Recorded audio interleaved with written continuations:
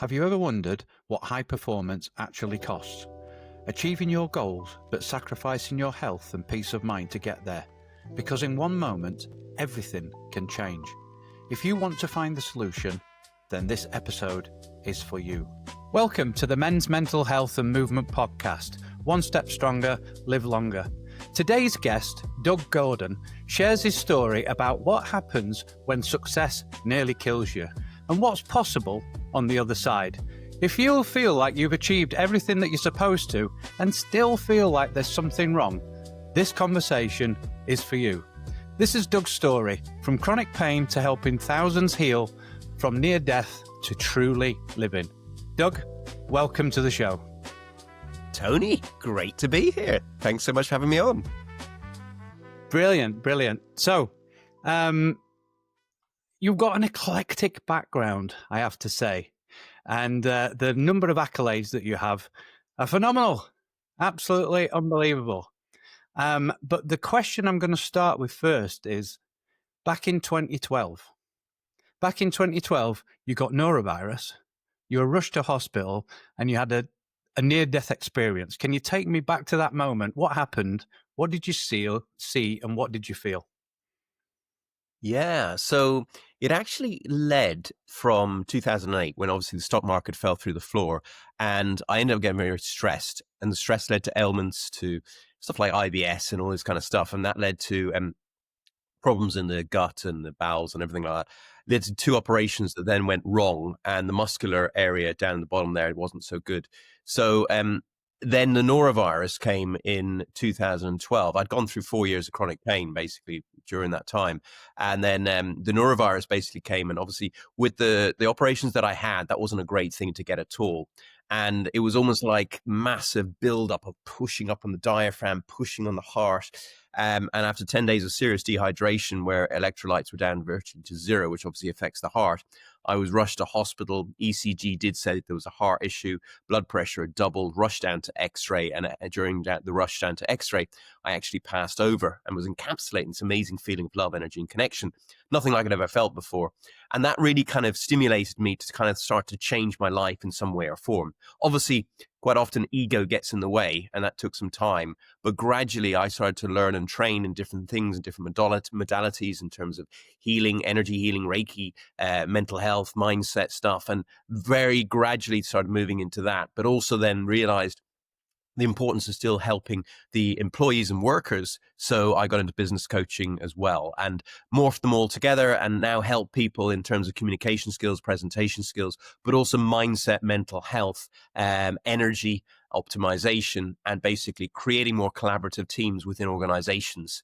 And as you can see, it's been pretty good over the last few years in terms of the accolades which you mentioned. Yeah, fantastic. So let's just pause on that moment when you were in hospital and you had that near-death experience when you passed over. Can you describe that in more detail for me? Yeah, so obviously, rush to A&E, and the pain was excruciating in the chest. Basically, what had happened is, because there was a slight blockage in the gut, because the stomach was just blown out to about here, it was pushing up on the diaphragm and pushing up. I wasn't able to breathe very well, and it was horrible. And at that point, I was mad panic. Obviously, they say, you get brought into A&E, and of course, there's a lot of people there struggling themselves, and you're the average of the people you hang around with. So it's not a great place to be when you're already in pain. So that then led to worse, and it got even worse because obviously stress kicked in. And then at that point, then it was horrible. And then I was literally, as I was put on one of those running tray, I don't know what they call them, the jimmies or whatever they are, they rushed you down to X-ray. They thought there was a blockage in the gut. And I was in this absolutely excruciating pain. And then suddenly, it completely dissipated. And I was actually encapsulating this amazing feeling of love, energy, connection. There was no man with a beard, but there was this living conscious energy that was like as if I was binding myself and everything too, which was beautiful. And I got this kind of knowing message. There was no voice, but there was a kind of a knowing message that I needed to change my life in some way or form. And at that point, I came back, obviously, otherwise I wouldn't be speaking to you here today. And at that point, I then realized I gradually needed to change. But first, I wanted to give something back because I felt I was in the presence of what people describe as God. And it was just like pure, beautiful, loving energy.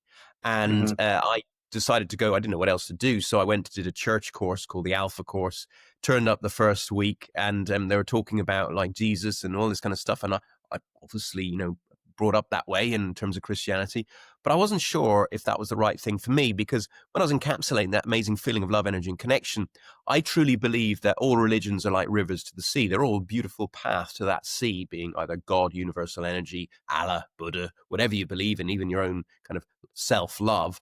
And I think that's the most important thing. If you can have a path to self-love and then extenuate that love out to other people, that's probably a pretty good life to live.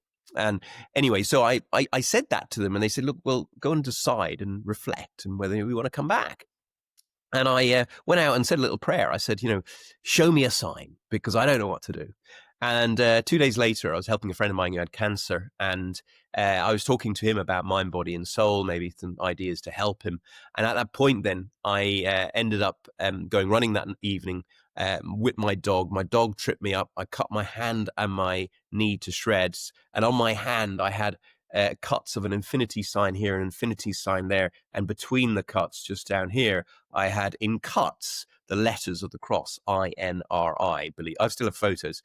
And I was bemused by it. My ex-wife was, and everybody who saw it was as well. And obviously, because of the synchronicity of what happened in the near-death experience a couple of weeks before, or whatever it was. So that kind of then thought, okay, I'll start by doing that. So I got very much into that to begin with. And then felt that, we all have different perspectives in life. And I believe, as I said, the rivers, the sea analogy, that all religions are beautiful. So I started studying others as well to get the different perspectives. And Yeah. they all are beautiful paths. So that led me down to then, really kind of giving, when I do my mindset and mental health stuff, I take a philosophical view of it as well, of, maybe, just maybe, this game of life, as Einstein says, energy never dissipates. So maybe, that you're coming down in terms of reincarnation again and again as the king, the queen, the prince, the pauper, the invalid, the Olympian, to experience life in different ways, different perspectives, to understand the entirety of this thing that we call life. And also, if you are having a hard time in life, maybe it's because you've played this game of life to such a high level, like a PlayStation game, that you're testing yourself this time around to the ultimate to see if you can get through all this stuff and come out the other side as the best version of you. Now, I will say, I will caption that, because I do help a lot of people with mental health. In terms of the reincarnation things, I believe that you chose this life for a reason. And if you take that away from you, it could potentially be you'd have to redo it all over again. So I Hmm. believe that you chose those obstacles, you chose those people to come into your life to help you to learn, to grow, to evolve, to become a better version of yourself. So by understanding that and appreciating that the universe that we live in is made up of darkness and light, and there's a balance of that in terms of day and night. So when you go into the dark times, the tough times, and have those obstacles, those difficult people, understand them as, okay, the more I can learn from this dark time, the brighter I'm going to shine in the light. And that Yeah. way also remember is that when you're having these difficult, dark times, to remember, okay, well, potentially then I'm leveraged up for some light as well because of the balance. So Yeah. if you can, even if that's not true, it's a nice way to reframe life. Because number Yeah. one, you think it more of as a game, so you can gamify life, make it a bit more fun. And number two, you can think to yourself, okay, instead of getting wrapped up in the emotion and commotion, you can take yourself out of it, look back in at it, and ask myself, what am I learning here? How can Yeah. I grow here? How can Yeah. I help the other person and help me to create win-win in this situation, even in the most difficult arguments you might be having? And that might really help you reframe your mindset and reframe the way you look at life. Yeah. I love that. It's a nice little framework to give you an objective view back on your own life, isn't it? 100%. And I think, all of us, there's not a single person who's listened to this has had an easy time all their life. There's nobody out there who's listening to this who's happy all the time. There's happy times, there's sad times, there's good times, there's bad times. And as I said, there's darkness and light. And when you understand that, it makes it easier to cope through the difficult times in life. Because I think too many people try to seek happiness all the time in life. And, that means that there's going to be a dopamine hit of that. And there's dopamine hits going on all the time these days with social media and everything like that. And that's causing more mental health problems because when people are not on those dopamine hits, they're not feeling that happy dopamine factor. And then they are feeling a bit down. And the more dopamine hits you have, the more potential downers you're going to have when you're not doing it. So I think instead of seeking happiness, seek inner peace and balance. Because then if you have inner peace, when there is more difficult people that come into your life or more difficult situations that you come into your life, you'll be able to move through them slowly with a sense of grace and peace. And you will create more peace in your life with other people. And then you'll be happier, if that makes sense. I like that. Yeah. So after your near-death experience, you became a master healer. Just tell me about that and what kind of courses and things that you did to become a master healer. Yeah. So my mother is very into healing. So she had been seeing this very good master teacher healer and intuitive psychic. And after I had the near-death experience and obviously, the very weird and wonderful things happening in terms of the eye in her eye and the hand and all that kind of stuff, she suggested maybe speak to this lady because she's very good. And I did. And this lady said I had healing hands. And I was like, really? So I thought I'd give it a go. And I initially started to learn Reiki, which is well known. It's basically energy healing where if you think about it, and just for those who don't understand what it is your body is made up of cells, and those cells are not connected through glue, they're connected through energy. And if you have two cells next to each other, they're always vibrating. Everything in this world vibrates. Even a lump of lead, the atoms inside of it, the protons and electrons inside are moving all the time. So there's a small, you can't see it obviously, but there's a small vibration. So everything vibrates. So if you think about it, if you've got two cells within your body and they're next to each other and they're kind of vibrating at a very small factor, what happens is there's a constant vibration throughout your whole body. And when something gets smacked in the face or wherever it is kind of thing, you knock that vibration out of sync. And because it's knocked out of sync, there's a signal that's sent to the brain that there's pain there. And what happens is eventually when that goes back into sync, so when that vibration from the bam, the pain is like, and you eventually sinks back into what it's supposed to be in terms of that frequency, then the pain dissipates and the signal isn't going anymore. So what we need to do is to try and hone into energy, bring it into our heart with a set of intention, love and healing, and then send that to the areas that we need to be able to heal ourselves. And there are people who've miraculously healed themselves all around the world, and there's case studies on that that's scientifically proven they've been healing. And no one can explain why other than through this way of doing things. So all of these modalities are different ways and forms of doing it. But as I said, a bit like the religion thing, I wanted to learn different perspectives so that I could bring all of these different perspectives in. And I trained with different people as well to be able to help people in the best possible way. So I trained with, Reiki, became a Reiki master, and then a Sikkim master, two different people, magnified healing master with another different person, bioenergy healing master with another different person, and then quantum healing as well, and did them in different countries as well. So I studied all around the world. I studied in Ireland, England, France, in America and India as well. So that gave me a really good perspective of all these different modalities to be able to help people in the best possible way. But that's all energetic. So that's energetic and spiritual as such, as they call it, but mainly energetic, I think it as. But then you have the physical. So the physical is fitness training and obviously keeping yourself healthy, eating the right food, maybe having some herbs and some, vitamins and stuff like that. But then on top of that, then there is the mental and emotional. And that's why I studied in terms of the mental, the mindset orientated stuff, and the emotional in terms of the mental health stuff. So by putting all the different blocks in together, I can help a whole holistic viewpoint of the person. And as you can see, whether it be on YouTube, LinkedIn, Google or whatever, I've helped hundreds of people and, won accolades for it and had my face on Times Square for it and everything like that. Yeah, Matt, that's brilliant. I mean, I'm going to come back to the quantum healing in a minute because that interests me. But you spent 21 years building global businesses and you're recognized in national newspapers for your success. But in 2018, you left the corporate world What was the final moment that made you leave that? Well, it's interesting. I went in. I'd been thinking about it obviously since that point, but making decent money makes it hard to move away from scratch because you've got to remember. I mean, like in terms of my journey, in terms of the entrepreneurial side of things, it was mid 2018, as you said, that I left the corporate world, and then we went. Less than 2 years later, we went into the pandemic. So I just about built the business up. I remember in March 2020, I think I had 8 speaking engagements, which was fantastic. Obviously being paid, and then the next month it all completely stopped, and it died a death. And at that point, then income went down to virtually zero very quickly because people didn't understand. And then gradually it built back up again, and obviously Zoom came in and everything like that. But it was a tough old going anyway. But going back to what made me change, I think in life we all have a purpose, a heartfelt purpose.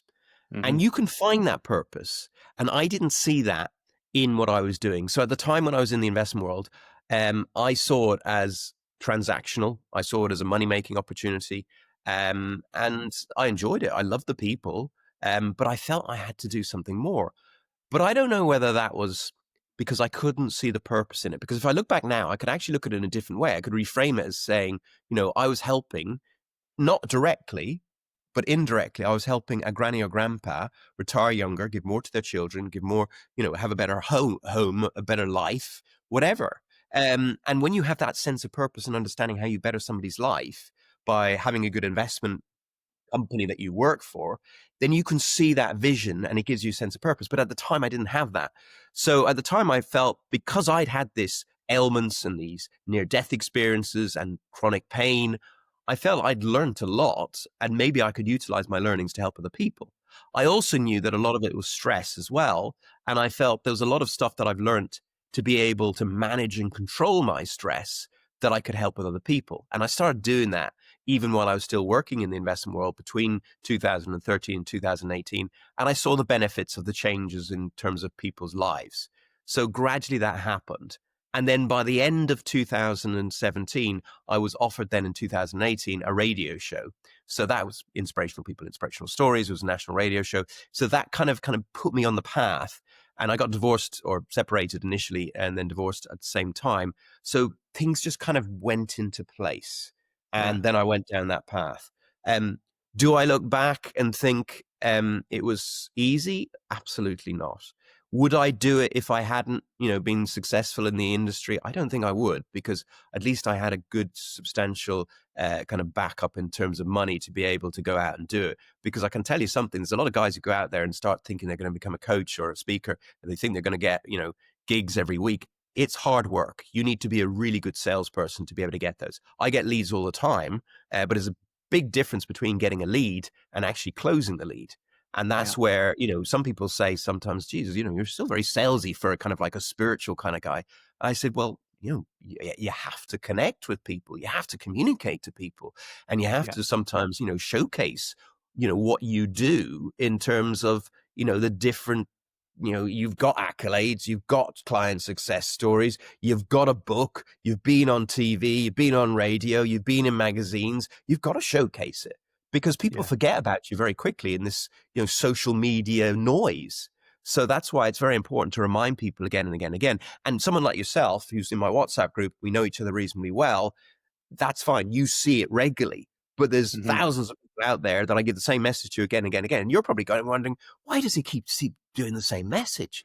But it's because people don't see it. They don't, in the Yeah. algorithm, even when they see it, they might see your post, but they don't look at it. And the next time they see it Yeah. again, they go, what's this about? And then they don't, and then they forget about it. And then next time they go, oh, that's that post again. That was interesting last time. Let me have a look at it. And eventually it seeps into the subconscious mind that maybe this might be worth looking at. So that's why, regardless of whatever skills you have, you could be. I say this to people in terms of communication and presentation skills and sales skills. You can be the most intelligent person on the planet. You can have the best product on the planet, but if you don't advertise and don't communicate that out, you could be the greatest seeker on the planet as well. So Yeah, that's for where sure. we come from. For sure, it's like that. It's sort of. It used to be that you had to have 5 or 6 interactions with somebody before they'd even buy or interact. And now I think it's just going up and up and up by the social media and the kind of short attention span that everybody has now. I think you do need to keep putting your message out more consistently, like you say. So you now work with Fortune 500 companies and teach energy healing. So how do those two worlds, because don't corporate leaders think that you're a little bit woo woo or something like that? Do you know what, Tony? Some of them do. Mm-hmm. And that's fine. At the end of the day, you don't have to please everybody. But I will say that money is an exchange for energy, time, knowledge, and experience. And time, knowledge, and experience all take energy. And you know as well as I do, and anybody who's listened to this knows as well as I do, that when you wake up in the morning and you have lots of energy, you're going to perform at a higher level. Your relationships are going to be better. You're going to communicate better. You're going to get things done quicker, faster, and easier. So Yeah, the sure. energy healing stuff basically is energy optimization. You can walk into a room where two people are in an argument. You can feel that. And you feel like turning around and walking straight back out. Mm-hmm. You can walk into a meeting with somebody who's very draining in terms of their energy, and you feel drained afterwards as well. So I have an ability to be able to help energize people, optimize that energy. And that way, then they can then go into meetings, meet with their clients, meet with their staff, and they're in a much better state. So on a grounded side of things, yes, I teach people leadership skills, grounded leadership skills, how to manage people more effectively, how to communicate more effectively, how to present to your team more effectively or clients more effectively. And, obviously I get paid to speak. So, something I'm saying works, and the way I articulate that and engage and connect with the audience, that's working. So that stuff I help, and that's all energy anyway. But then on the other side, it's the performance, it's the mindset. I always say to make success in life, you can use an acronym of MAKE: mindset in terms of getting into the best possible mindset; actions in terms of understanding where you are and where you're looking to go to and taking massive action; knowledge in terms of know your client, know your product, know your industry, match your client needs to your USPs. But knowledge is also about self-awareness and emotional intelligence and being able to improve that, which I teach. And remember, emotional intelligence, which is now talked about in all leadership, emotions are energies in motion. So Right, that right there. There's a big book on my bookshelf right there. exactly. Yeah. So all of these things link in to energy optimization. And the healing modalities are just an ability to be able to help people optimize their energy, to optimize their performance. And I've had CEOs, I had the president of Dell. He's no longer the president of Dell, but he was the president of Dell when he brought me into Dell. And I said to him, look, I said, Angus, you might not be into the, kind of the mindfulness and the woo-woo kind of meditation stuff. And he goes, oh, no, Doug, I do the meditation regularly. I said, because he said, I know that if I sit there and visualize what I want and put myself in the energy of what I want, I bring more Yeah. of it to me. And I guarantee Yeah. anybody who listens to this, if you put yourself in the energy of things, you bring more of it to you. So, I was speaking at the Institute of Directors of Global Convention for India on sustainability and climate change. I was one of the main keynote speakers there, and I was speaking a lot about sustainability and having a sustainable mindset. But I was also surrounded by amazing Indian people, like the CEO of Cobra Beer, like the Foreign Secretary of State of India, and people like that. And I also hadn't seen my daughter in a while because I'm divorced. And I was thinking, I'd love my daughter to reach out. And I left the conference, went to the airplane, got on the airplane, sit in the window seat. And within 2 minutes, a guy sat next to me and his daughter was on his lap. She was 1. And she started reaching out to my phone, reaching out to me, daughter reaching out. I started chatting to him, and he was a consultant in sustainability and climate change. And to his right in the aisle seat was his wife, who was Indian.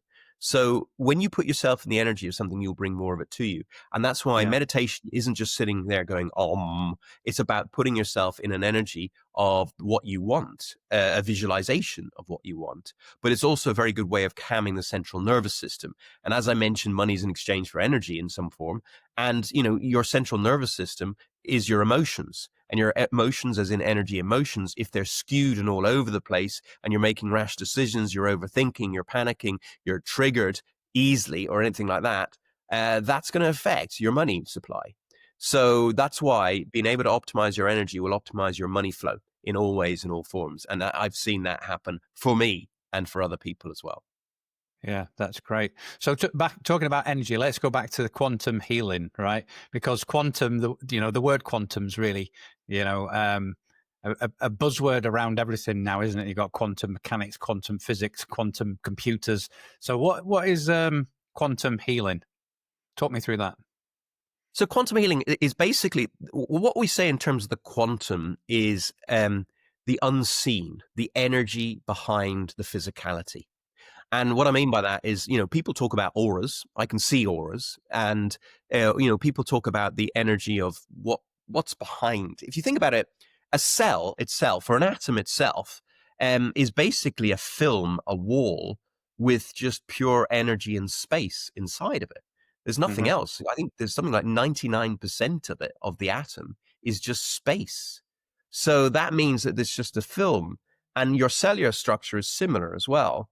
So basically, although this kind of what we can feel is solid, if you actually look at it in a quantum field, in terms of energy, we're mostly space, we're mostly energy.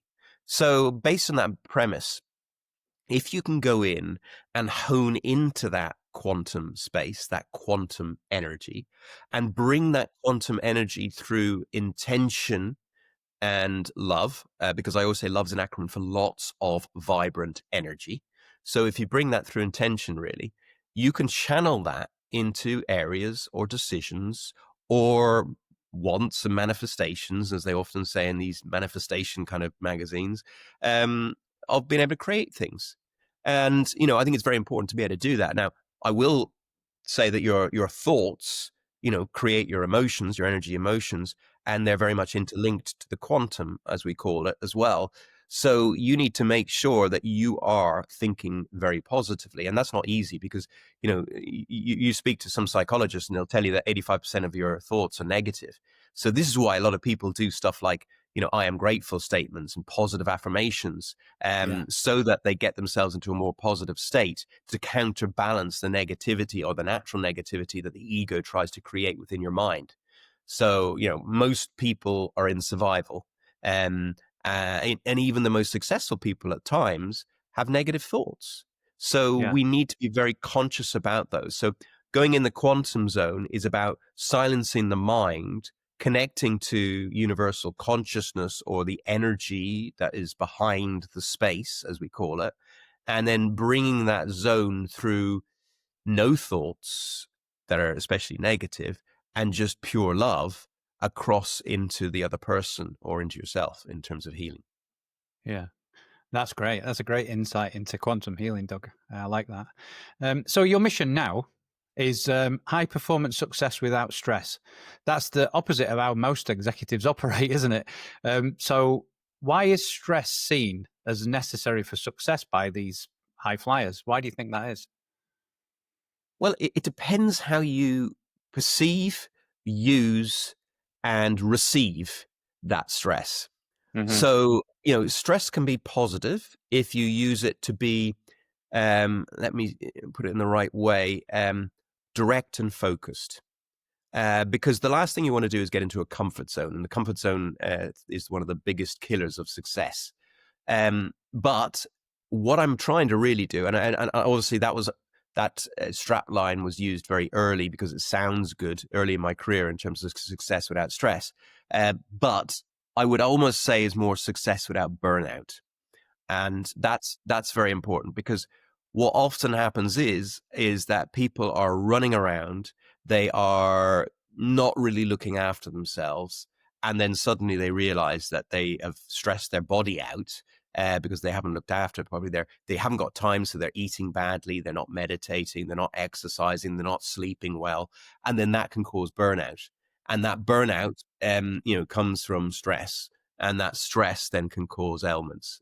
And when you if you think about it, when the body's under that kind of strain of dis-ease, long term, it can cause disease. And it's been proven now that stress is one of the biggest factors in terms of cancer and stuff like that. They also say lack of forgiveness and everything like that as well, holding grudges, everything like that. And so I think it's really important.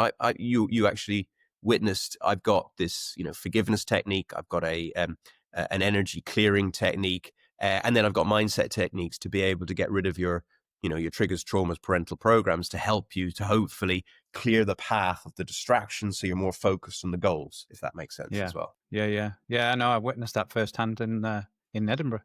So, in 2022, you were awarded Global Man of the Year for doing thousands of hours of mental wellness work for folk during the pandemic, during the times of disease.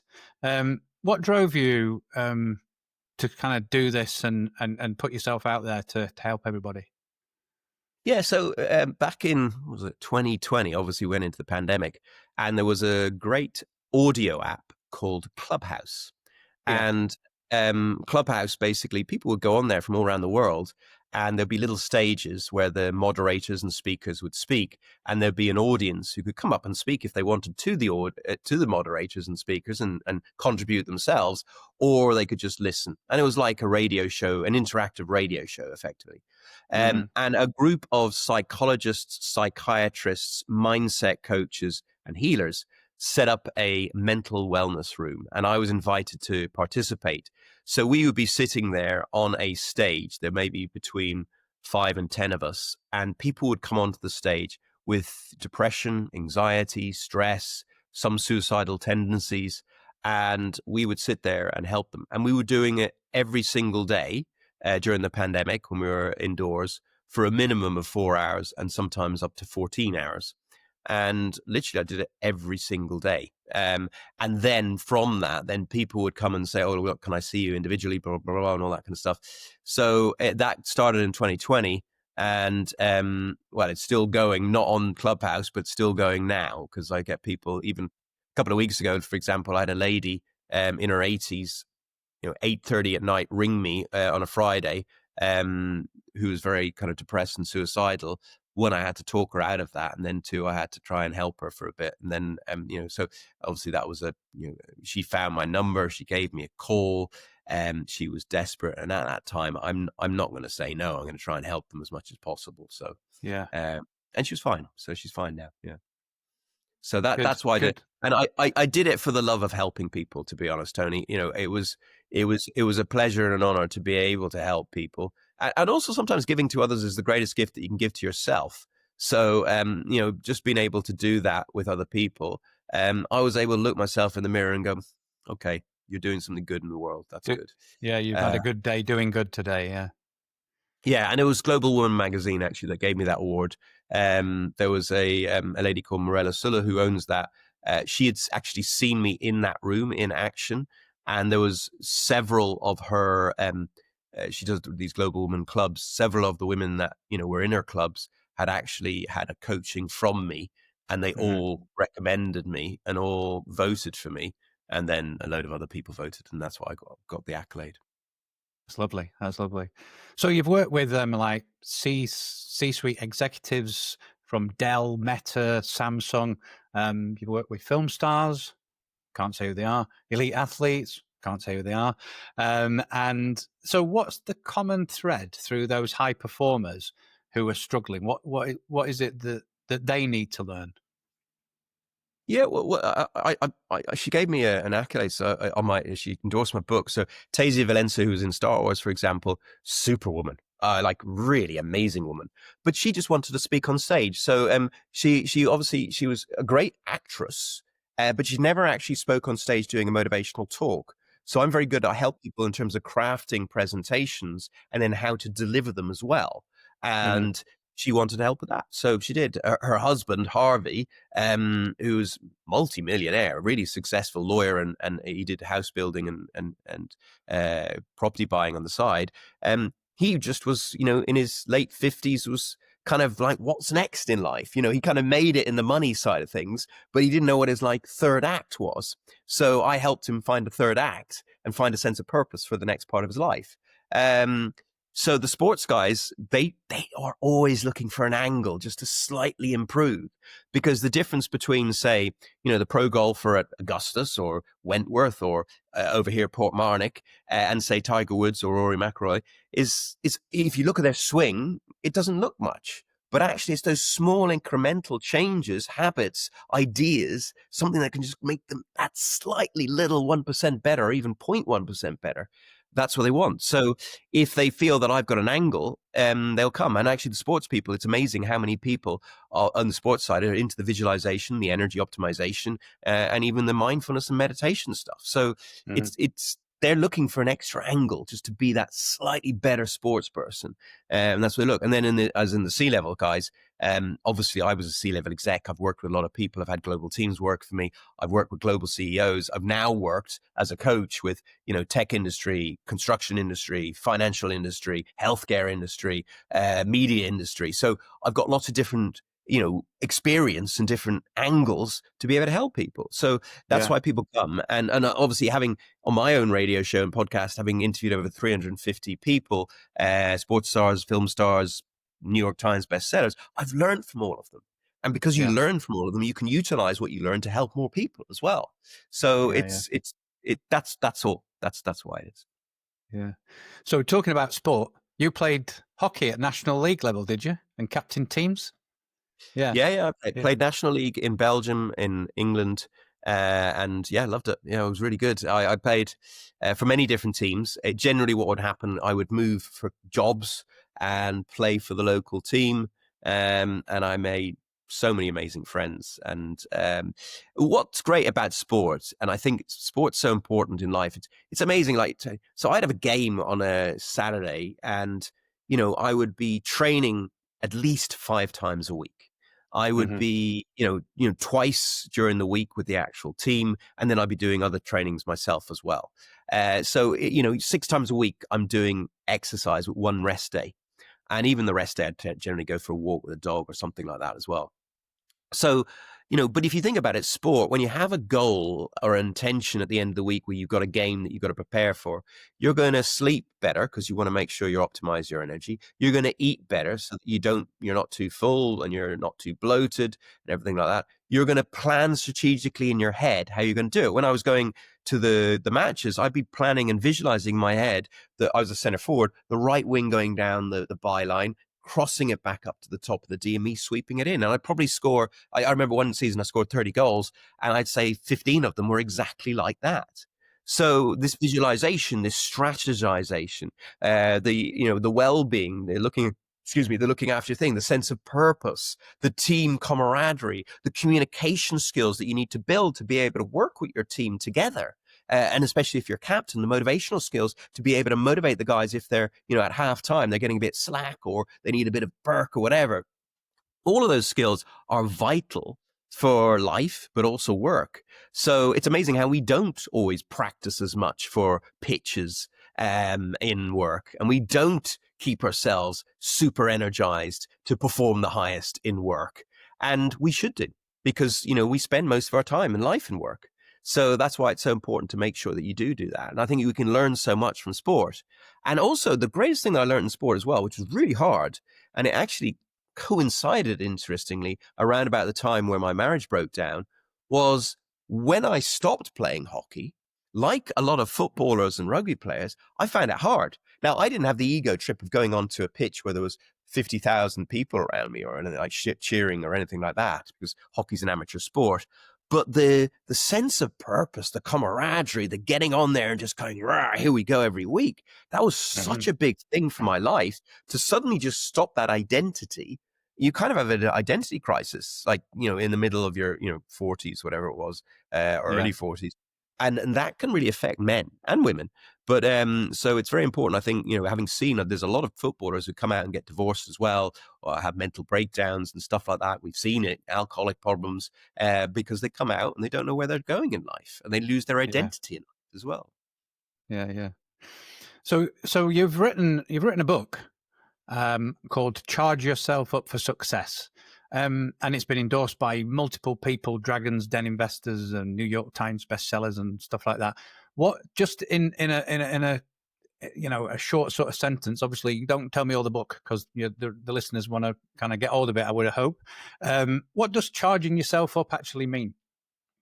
So charge yourself up for success in the subtitle is energizing your life, work, and relationships. So it talks a lot about energy. It talks also about how to find purpose in life. So if you don't know what your purpose is, how to find your purpose. And I give 4 different ideas of being able to do that.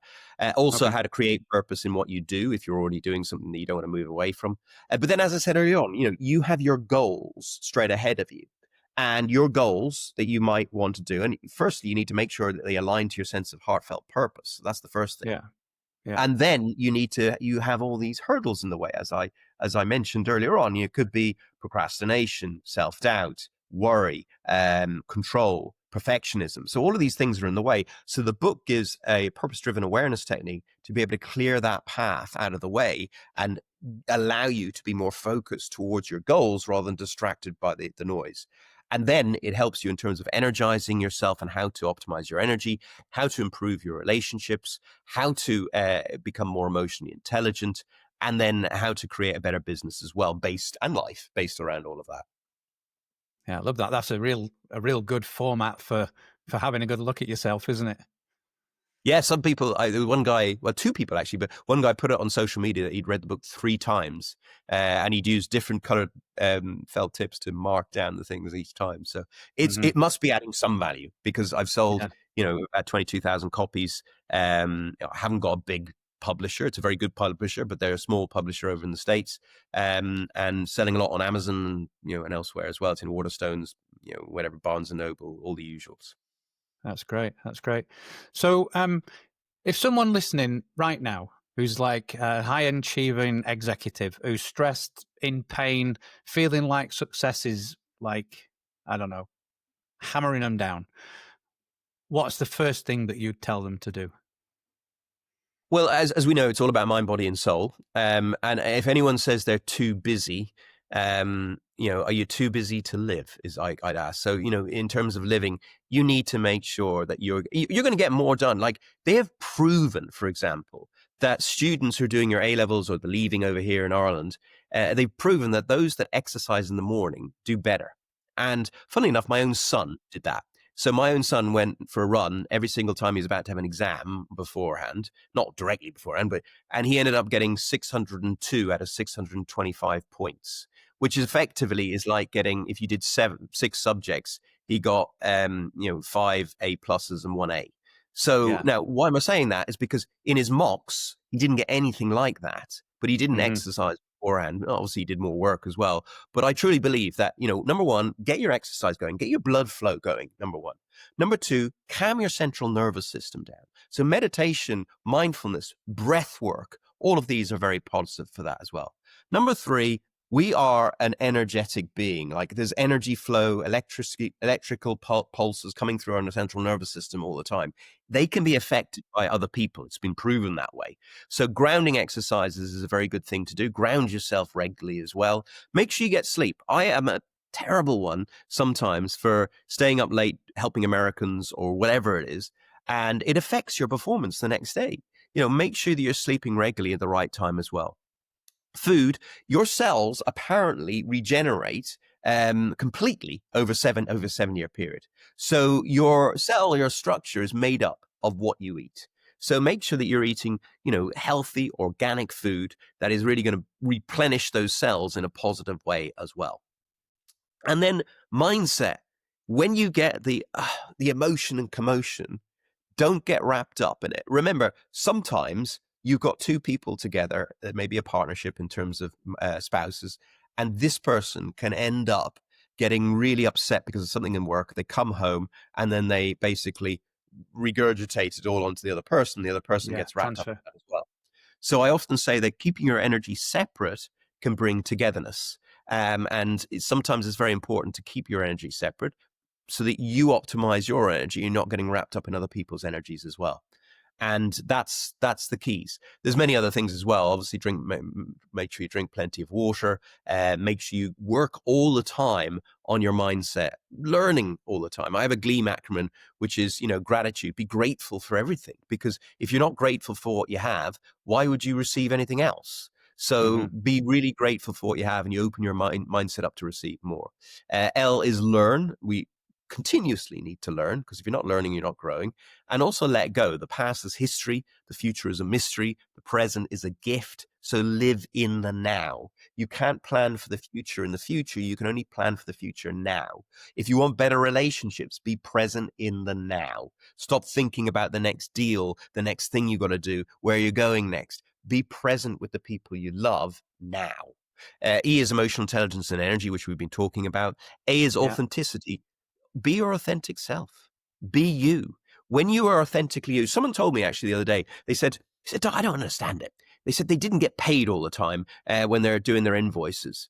And I said, well, are you trustworthy? And they said, I'm very trustworthy.